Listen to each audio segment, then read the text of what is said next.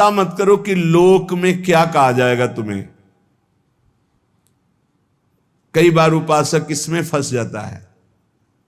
इसीलिए न लाज तीन लोकन की, न वेद को कहो करे, न शंख भूत प्रेत की, न देव जच्छते डरे, सुने न कान और की, द्रवय न और इच्छना। तभी प्रेम लक्षणा भक्ति का जागृत होने का भाव आता है हृदय में। जब लोक धर्म का, लोक में हमारा उपहास हो रहा है, लोक में हमारी निंदा हो रही, अगर ये चुभ रहा है हृदय में, तो फिर भगवत मार्ग बाधित हो जाएगा। साधो निंदक मित्र हमारा, महापुरुषों ने कहा कि निंदा करने वाला हमारा मित्र है, जो बिना प्रयास के हमारे पापों को अपनी जबान से निंदा करके धुल रहा है, वो स्वस्थ रहे, स्वस्थ होकर हमारी छोटी छोटी बातों को पकड़कर खूब निंदा करे, जिससे हमारा भगवत मार्ग प्रशस्त और प्रकाशित हो जाता है, भगवत मार्ग पुष्ट और प्रकाशित हो जाता है। इसलिए क्यों तुम वृथा लोक चिंता करते हो? ये हजारों चिंताएं क्यों पाले हुई हो? छोड़ दो ना प्रभु के ऊपर। बड़ा सुख मिलता है जब प्रभु के ऊपर छोड़ दो। अपने ऊपर जब चिंता करने लगो तो बड़ी परेशानी उत्पन्न होती। कैसे करेंगे, क्या करेंगे, क्या होगा? और जब प्रभु के ऊपर छोड़ दो तो सब मंगल होगा। मंगल भवन है, वो मंगल ही करेंगे। अमंगल दिखाई दे रहा है, परिणाम उसका बड़ा मंगल होगा। ये जो शास्त्रों चिंताएं लिए बैठे हैं अपने लोग, इसीलिए भजन में तारतम्य नहीं होता। कभी लीला में डूब रहे, कभी नाम जप में डूब रहे, कभी सेवा में, ये तारतम्य नहीं रहता। कभी प्रपंच की बातें, कभी प्रतिष्ठा का चिंतन, कभी नाना प्रकार के मान सम्मान का चिंतन, ये घुसने ना पावे हृदय में। बहुत सावधान रहना चाहिए साधक को। ऐसी बातें देखो मत, ऐसी बातें सुनो मत जिससे तुम्हारा हृदय उद्विग्न होकर प्रभु का चिंतन छोड़ दे। जिन्होंने अपने आप को प्रभु के भरोसे कर दिया, वो बेपरवाह हो गए। कर दो भरोसे में।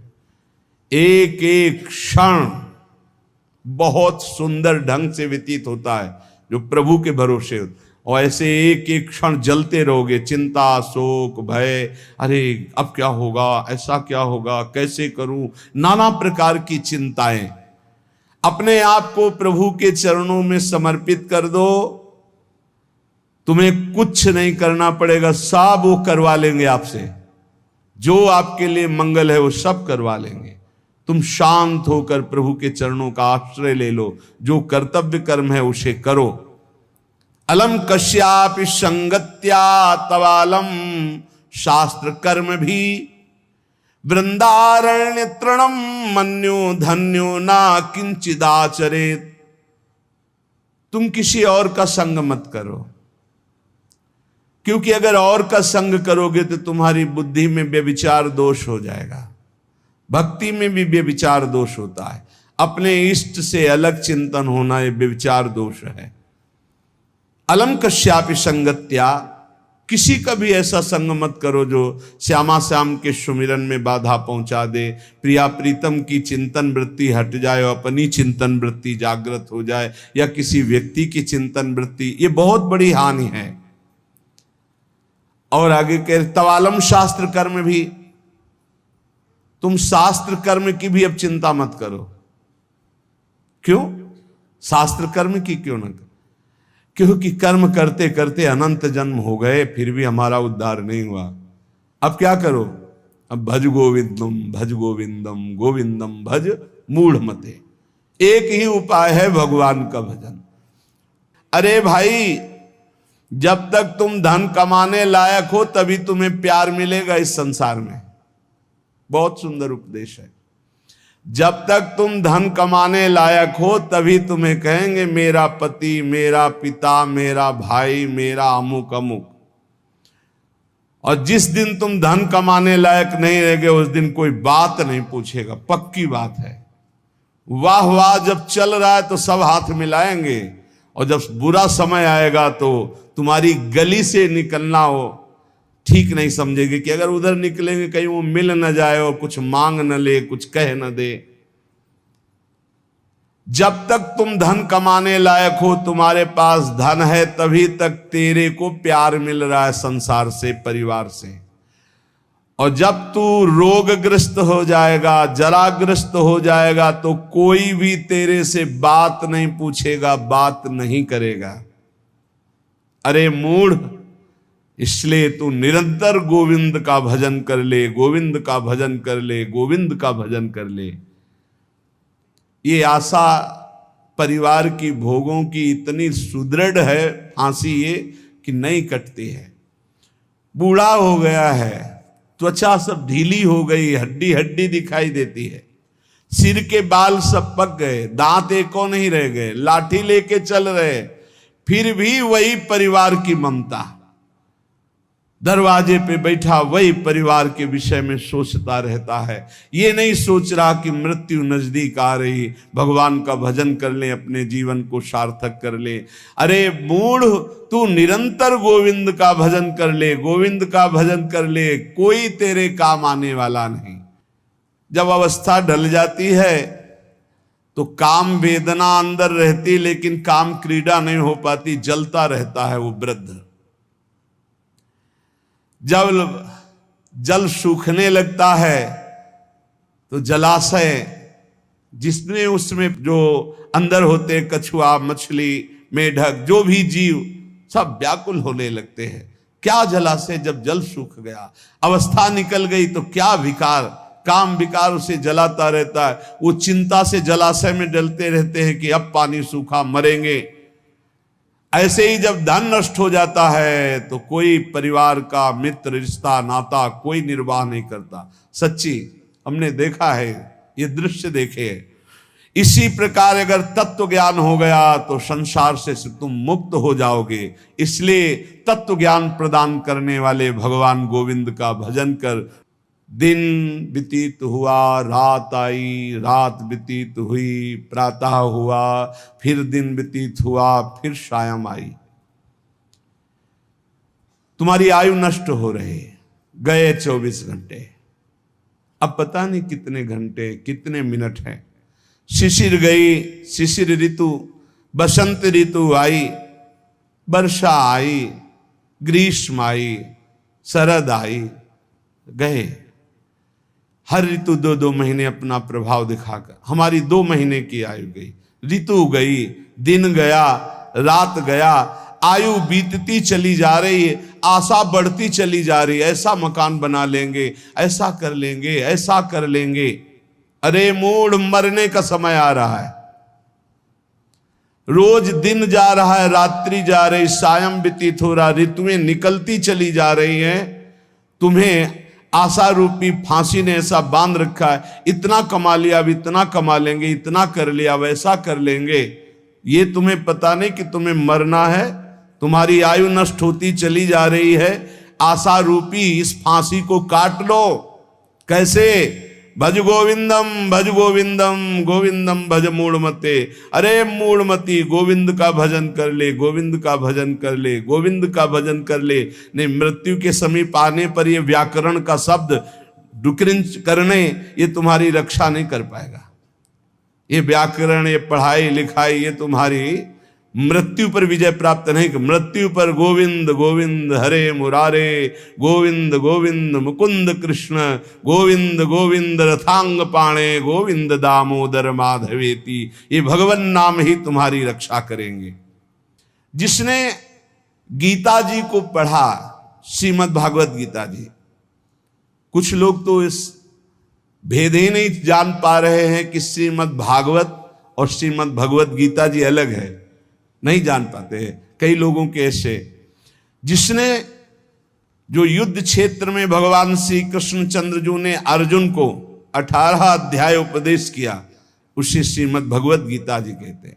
और भगवान व्यास देव जी द्वारा रचित श्री सुखदेव जी ने जो 7 दिन में परीक्षित जी को सुनाया, वो श्रीमद् भागवत है। जिसने भगवत गीता को पढ़ा है, गंगा जल के एक बूंद भी आचमन किया है, एक बार भगवान श्री कृष्ण की पूजा कर ली है, यमराज उसकी तरफ आंख उठा के भी नहीं देखेंगे। एक बार भगवत गीता पढ़ा, एक बार गंगा जल का आचमन किया, एक बार भगवान श्री कृष्ण की अर्चना वंदना कर ली, तो यमराज कभी उसकी तरफ नहीं देखेंगे। इसलिए एक बार का जब इतना महत्व है तो तू हर समय भज गोविंदम भज गोविंदम भज गोविंदम मूढ़मते, हर समय गोविंद का भजन कर, गोविंद का भजन। अये मूढ़मती, तेरा कोई साथ नहीं देगा, तू गोविंद का भजन कर। कहते हैं कि ये भजन की अवस्था नहीं है, तो कब भजन की अवस्था होती? बाल्यावस्था खेल कूद में चली गई, जवानी स्त्री में आसक्त भोग में चली गई, वृद्धावस्था रुपया पैसा नाती पनाती इनकी चिंता में चली गई, तो परब्रह्म परमात्मा का भजन करने की कौन सी अवस्था है? अरे जब से होश हो जाए तभी से भजन शुरू कर दो। चेतना जागृत हो, बुद्धि काम करने लगे, राधा राधा राधा गोविंद गोविंद गोविंद भजन करे। अरे मूढ़, कोई तेरा साथ देने वाला नहीं, इसलिए भज गोविंदम भज गोविंदम। इस संसार में बार बार जन्म होता है, बार बार मरण होता है, बार बार 9 महीने माता के गर्भ में रहना पड़ता है। अब तो होश संभाल ले, मनुष्य शरीर मिला है, भगवान श्री कृष्ण की शरण में आ जा और इस अपार संसार से पार हो जा, और हर क्षण गोविंद गोविंद गोविंद ऐसा रट, नहीं बार बार जन्म मरण के चक्र से तुझे कोई नहीं बचा सकता है। रात गई, दिन गए, पक्ष गया, कृष्ण पक्ष शुक्ल पक्ष, महीना गया, अयन उत्तरायण दक्षिणायन, वर्ष गए, कितने वर्ष गए, अब भी तुझे होश नहीं। तू यहां लोगों से राग द्वेष में फंसा है। अरे तेरी मृत्यु का समय आ रहा है, परम पद पहुंचने का उपाय कर। किसी से ईर्ष्या मत कर, मत्सरता मत कर, किसी की निंदा मत कर, किसी से द्वेष मत कर। अंतिम समय आने वाला है, इसलिए गोविंद गोविंद गोविंद ऐसा भजन कर ले। अरे मूढ़, तेरा कोई साथ देने वाला नहीं। माताओं बहनों की तरफ काम दृष्टि से देखकर अपनी क्यों दुर्गति करते हो? कुछ नहीं है। जहां तुम्हें आकर्षण लग रहा है कुछ नहीं है। मोह विकार है तुम्हारा, अज्ञान का विकार है। बार बार मन में विचार करके उनके चरणों में वंदना करो, उनके प्रति काम भाव करके। गलत दृष्टि से मत देखो, मूढ़ तेरी दुर्गति हो जाएगी। इसके लिए तू गोविंद का भजन कर, गोविंद का भजन कर। माताओं बहनों पर काम दृष्टि करके दुर्गति का कारण मत बन। कष्टम, जरा विचार कर, तू कौन है? कभी बैठकर सोचा कि शरीर में रहते 15 वर्ष हो गए, 30 वर्ष हो गए, 50 वर्ष हो गए, तू शरीर नहीं तो है कौन? कभी सोचा? कष्टम, कौन है तू? और कोहम कुतः आयाता, मैं कौन हूं, कहां से आया हूं?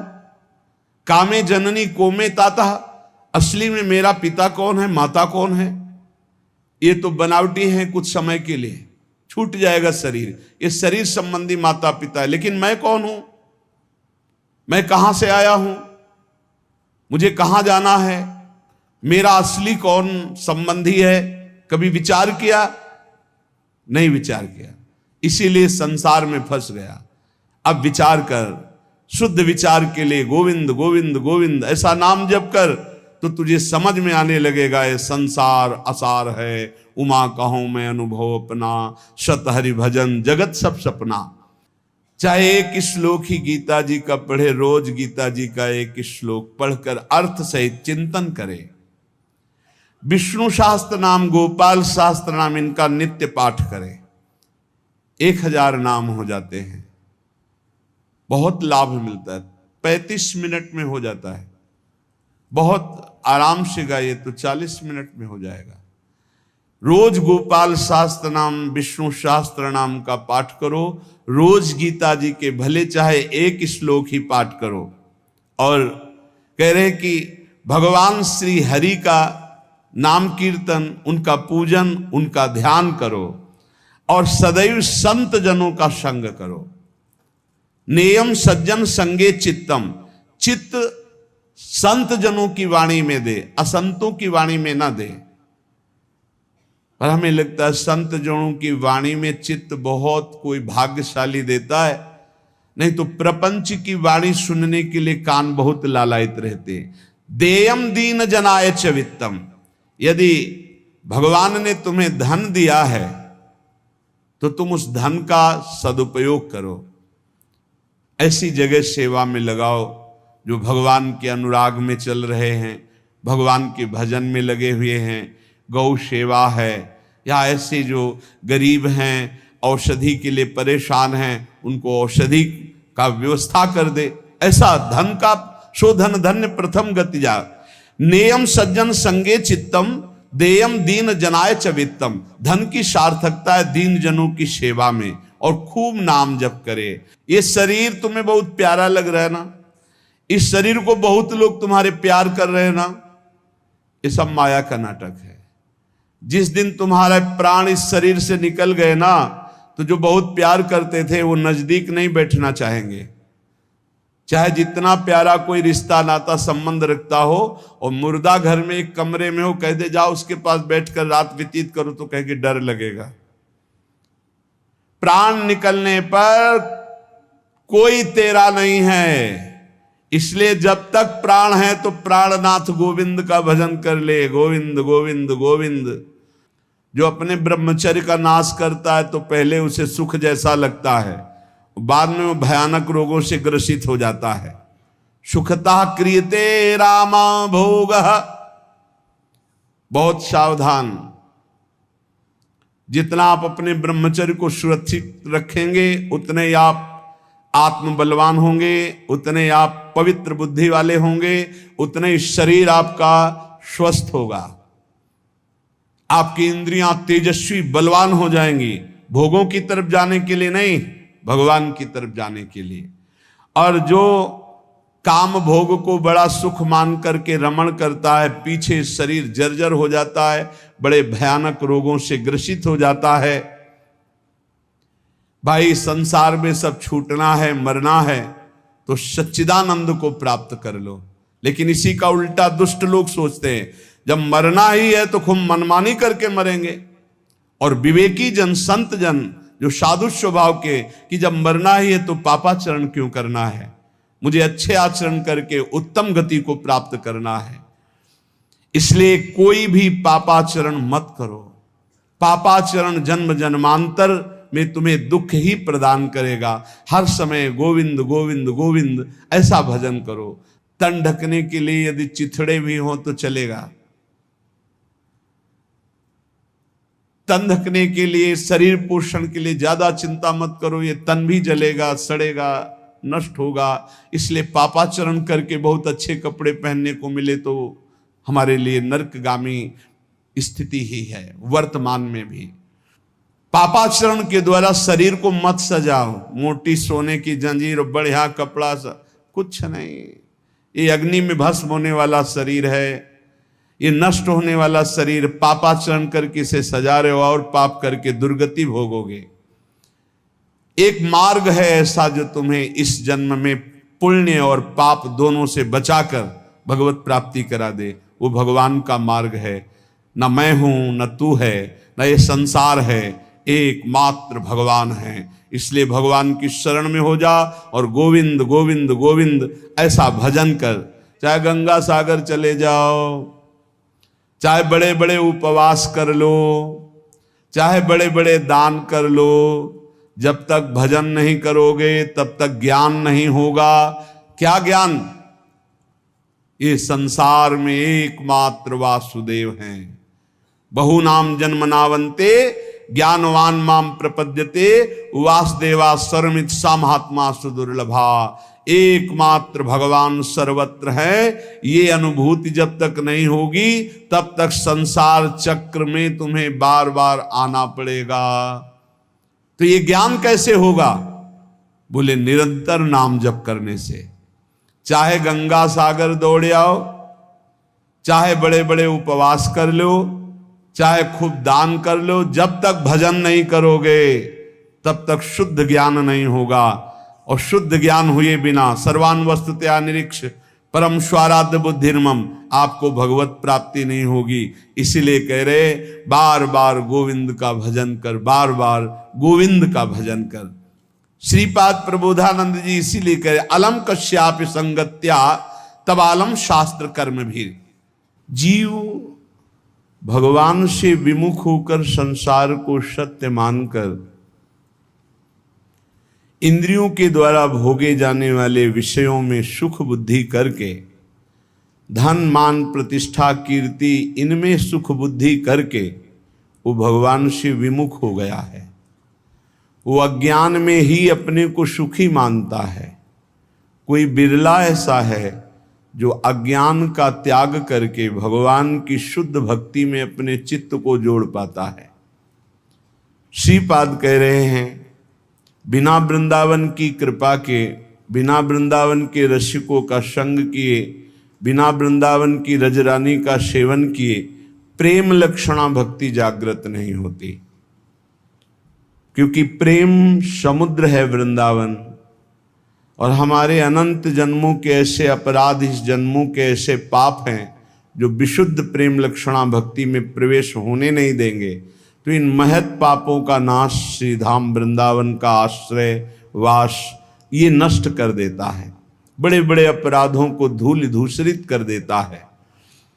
श्रीपाद कह रहे हैं संतु विधर्मा सतसः सद्धर्मायान्तु सर्वेस्तम यदि वृंदावन मंगी कुरुते मम का तदा चिंता। यदि श्री जी की कृपा से वृंदावन ने मुझे स्वीकार कर लिया, कैसे हम जाने कि हमें वृंदावन ने स्वीकार कर लिया? जब हमारे हृदय में एक आश्रय जागृत हो जाए कि हमसे साधन तो भले उस कोटि का नहीं बनता, पर वृंदावन धाम की कृपा है। वृंदावन की कृपा से वृंदावन के अतिशय लाडिले युगल सरकार हमको इसी जन्म में प्राप्त हो जाएंगे। वृंदावन हमारा प्राण है, जीवन है। भले हम अखंड वास नहीं कर पाते, पर वृंदावन ही हमारा सर्वस्व है। संत विधर्मा सतसः बहुत गूढ़ विषय है। कह रहे हैं हजारों हजारों अधर्म हो गए हों तो भी तुम्हें प्रियालाल की प्राप्ति हो जाएगी। विश्वास करो, ये धाम बहुत पावन करने वाला है। पवित्रता का मूर्तिमान स्वरूप गंगा जी, वहां भी अवगाहन हुआ है, तीर्थों का भी अवगाहन हुआ है और पवित्र क्षेत्रों का भी अवगाहन हुआ है। पर श्रीधाम वृंदावन अमोघ है। जब तक आपका हृदय पावन नहीं है तो आप इसका अनुभव नहीं कर सकते हैं। लेकिन आप किसी भी तरह से वृंदावन के प्रति श्रद्धा कर लीजिए, विश्वास कर लीजिए, तो आपको अनुभव में आएगा। जिसे वृंदावन रूपी महामहिम धाम का अवगाहन करने को मिला, फिर उसकी इच्छा किसी और तीर्थ या और महत स्थानों की तरफ नहीं जा सकती। अगर जा रही है तो अभी अवगाहन नहीं हुआ। पाए रतन चीन्हो नहीं, करते दीन्हो डार, ये माया श्री कृष्ण की मोहे सब संसार। अगर वृंदावन मिला, महामहिम वृंदावन ने कृपा करके अपने में आश्रय दिया या वास दिया, और आप उसे छोड़कर अन्य किसी तीर्थ में पावन होने की इच्छा रखते हैं, तो रतन को नहीं पहचान पाए इसलिए फेंक दिया और कांच को उठा लिया। पाए रतन चीन्हो नहीं, दीन्हो करते डार, हाथ से छोड़ दिया। धाम के वास मात्र से श्रीपाद कह रहे हैं कुरते मम का तदा चिंता। अब मुझे कोई चिंता नहीं, भगवत प्राप्ति पक्की। हमारा मन नहीं लगता, हमारा मन विकारी है, ऐसा ये सब नष्ट हो जाएगा। कृपा एक बहुत बड़ा प्रवाह है। जीव सरिता सावन जल उमगत सन्मुख सिंधु सिधारे, कोई रोक ले। जब सावन में अच्छी वर्षा होती और बाढ़ आती है तो सीधे समुद्र की तरफ उफनती हुई यमुना जी या गंगा जी जा रही, कोई रोक के दिखाए। ऐसे ही जब कृपा का उफान होता है तो कैसा भी पातकी जीव क्यों न हो, वो परम पद को प्राप्त कर लेता है। और कह रहे हैं सतसा सद्धर्मायांतु, यदि सैकड़ों प्रकार के तुमने सद्धर्मों को लुप्त कर दिया, बड़े आदेशों का खंडन किया, शास्त्र आज्ञा का खंडन किया, संतों की अवहेलना कर दी, वैष्णवों का अपराध कर दिया, तो भी डरो मत, सीधा हम वृंदावन आ जाओ। वृंदावन का रज का सेवन, ठाकुर जी के दर्शन, चरणामृत का पान, वृंदावन की परिक्रमा, यमुना के किनारे बैठकर नाम कीर्तन, इस सब पापों को नष्ट कर देगा। पर उसमें एक नियम लेना होगा कि आगे से हमारे द्वारा पाप नहीं होंगे। यदि ऐसा नियम नहीं लोगे तो बार बार फिर वो प्रायश्चित नहीं माना जाता, फिर उसको भोगना पड़ता है। प्रायश्चित तब माना जाता है कि आज तक हुआ, आज के बाद मैं नहीं करूंगा, और पक्का नियम ले ले। फिर कोई व्यवस्था में त्रुटि हो जाती है तो भगवान जानते हैं कि उनकी प्रबल माया है, फिर क्षमा कर देते हैं। आशा व्याधादि वृंदा विपिने वासाय यत्नो धाई, यदि मंद धीर वर्हिष्याम वृंदा विपिनम कृपालु पालये तदपि। यदि तुम्हारे हृदय में कहीं ये आशा जग जाए, भले वास ना हो कि मुझे वृंदावन वास करना है और अंतिम वृंदावन में व्यतीत करना है, ये आशा भले आप कभी वास न कर पाए, ये हृदय से सच्चाई से हृदय से आशा जग जाए कि भगवान क्या कभी हम पर ऐसी कृपा होगी कि मैं सर्वस्व अपना वृंदावन मानकर आजीवन वृंदावन वास करूंगा। और उसके लिए वो चेष्टारत भी है, वासाय यत्नो धाई, प्रयास भी करता है, पर वो वृंदावन वास नहीं कर पाता, तो उसे वृंदावन वास का ही फल मिलेगा। ये है देखो चमत्कार आश्रय का।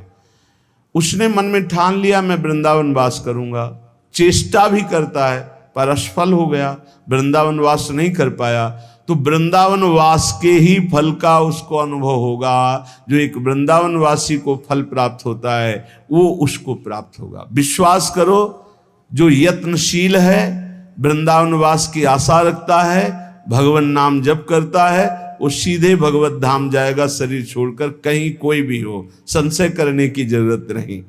ये बड़े भाग्य से आता है।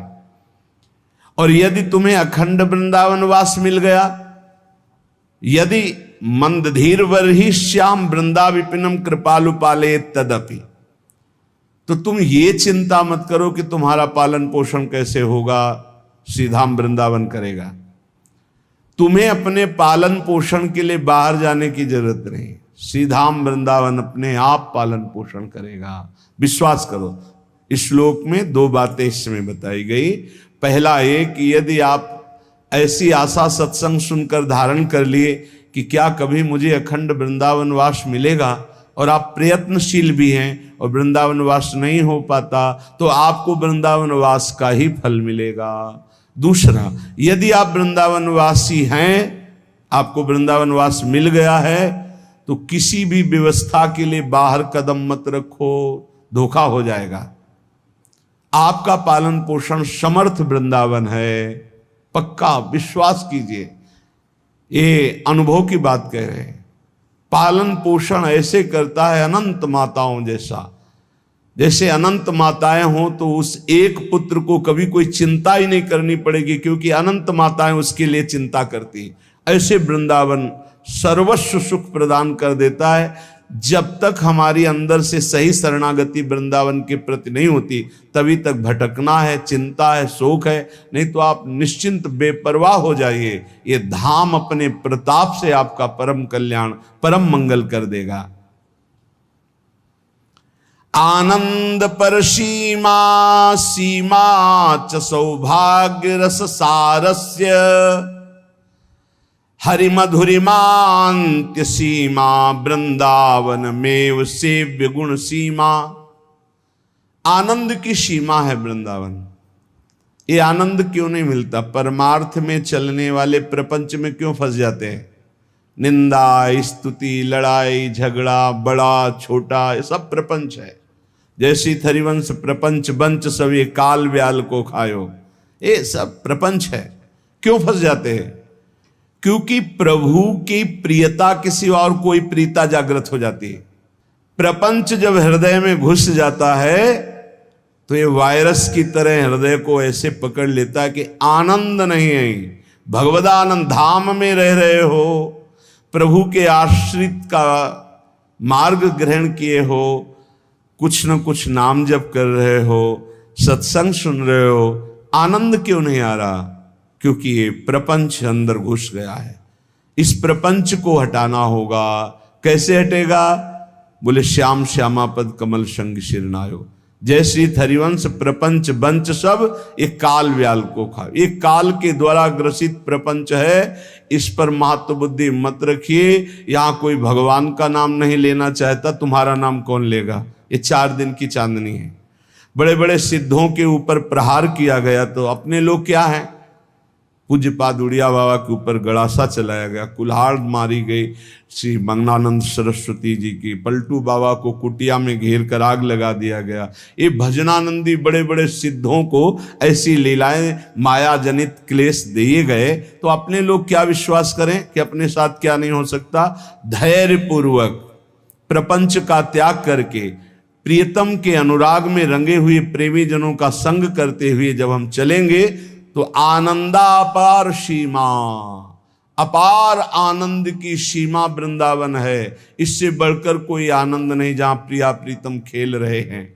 सीमा च सौभाग्य रस सार सारस्य, सब रसों का सार रस है माधुर्य रस, और माधुर्य रस की उपासना मिल गई तो हमारा बड़ा सौभाग्य है।